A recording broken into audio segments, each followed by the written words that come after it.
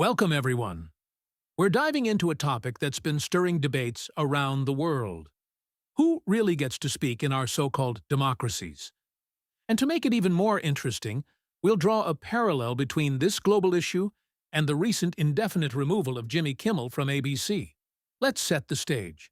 In theory, democracy is the power of the people, but in practice, it's often filtered through gatekeepers, institutions, media platforms, or cultural elites that decide who belongs and who doesn't.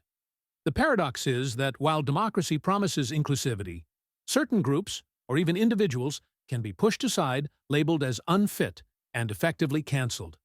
This isn't just an abstract problem. We see it happening in politics, on social media, and in entertainment. And that's where Jimmy Kimmel's story comes in. Jimmy Kimmel, one of the most recognizable late-night hosts, was recently removed indefinitely from ABC.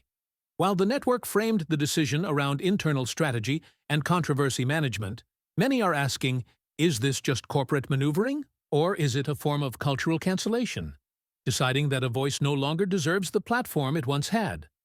Think about it. Kimmel's job wasn't just about making jokes, it was about shaping conversations, reflecting public sentiment, and sometimes challenging the powerful.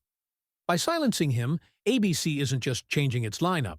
It's also filtering which voices and which narratives reach millions of people every night. This ties directly into what some call a VIP democracy. A democracy where participation is limited, not by the Constitution, but by invisible barriers, labels, algorithms, and institutional decisions. Whether it's ordinary citizens being banned from online platforms or a public figure like Kimmel being pushed off the air, the mechanism is the same. Exclusion wrapped in legitimacy. So here's the question. When gatekeepers decide who gets cancelled, is democracy still truly democratic? Let's take it global for a moment. In Europe, entire political parties have been sidelined as extremist, regardless of their voter support. In Asia, governments use digital censorship to silence dissent under the banner of social stability.